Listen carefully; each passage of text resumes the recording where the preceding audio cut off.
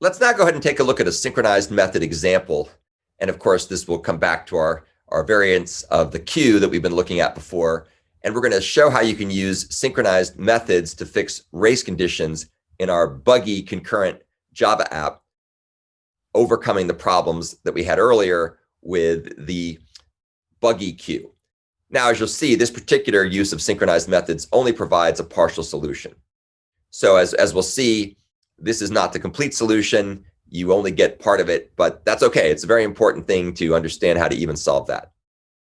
So a concurrent producer-consumer app that we have here is going to pass messages this time using the busy synchronized queue implementation. Remember before we showed the buggy synchronized queue, which had all kinds of problems because it blew up and got null pointer exceptions and other concurrency hazards because there was no synchronization protecting concurrent access to shared mutable state. You can also download this example. It's on my website. And as before, busy synchronized queue, the API of that is modeled on the Java array bounded queue. Not quite as good as array bounded queue, but the methods that we're going to focus on here, offer and pull, are basically implemented the same way. As before, busy synchronized queue implements the simple blocking queue interface. Here's the diagram that illustrates how busy synchronized queue is shown in the unit tests. As before, we spawn a thread that's going to be the master of ceremonies that will coordinate the other threads in the test. We then go ahead and create producer and consumer threads that will generate and process messages sent via the busy synchronized queue, respectively. And those threads get started, and then they sit there in loops and basically do offer and pull. Now, unlike the earlier buggy queue implementation, which would just blow up and not do the right thing, this implementation will in fact work. So you'll get the correct result. The downside is that it's going to be inefficient due to busy waiting.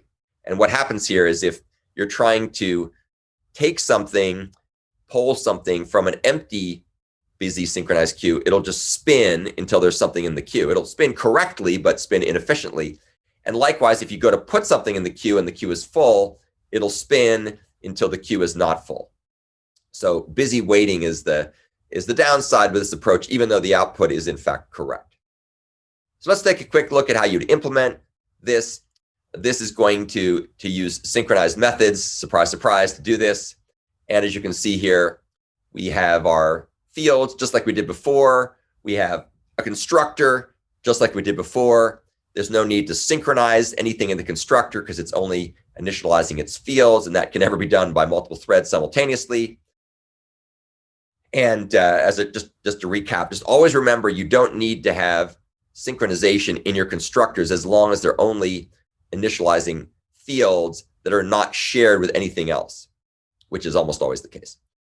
Then down here, you can see we trivially make the offer and pull methods thread safe by synchronizing.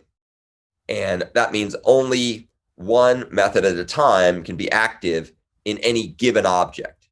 Again, subtle point, but just always make sure you recall that synchronized corresponds to multiple threads making method calls on the same object, not method calls on multiple objects, unless you use static methods, but let's not talk about that right now.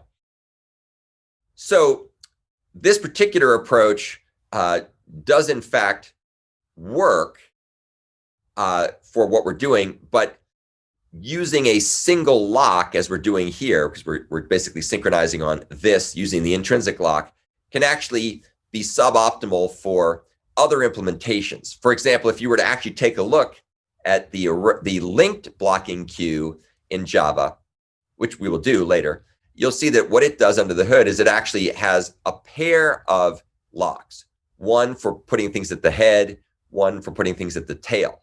And that way, when you add and remove at the head and tail, you don't actually contend for the same lock. So it's more scalable. This implementation here is correct. However, it could become a contention point in cases where you're trying to do doubly linked lists and you want to have a more clever implementation that should scale up better. This approach will not get you there. Whenever you add the synchronized keyword to a method, two things happen as a consequence. One is that if you make multiple calls to offer and or pull, on the same object, these calls cannot interleave. In other words, one call must finish before the next call can run.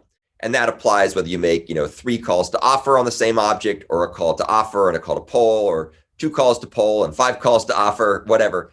Each of those operations, each of those methods calls will in fact be atomic. The other thing that happens, and this goes back to our discussions that we've had in recent lessons, is that it establishes a so-called happens before relationship. And what that means is that the change to the underlying list, in this case a linked list, will be propagated through the caches in a multi-core or multiprocessor system, such that when you go to remove something from the list, it will be visible after the lock is released. So that's that cool happens before relationship. So always remember that synchronized does 2 things. It ensures mutual exclusion, and it also ensures happens before relationships. And those 2 things go hand in hand with synchronized. So that's the end of the discussion of the busy synchronized queue example.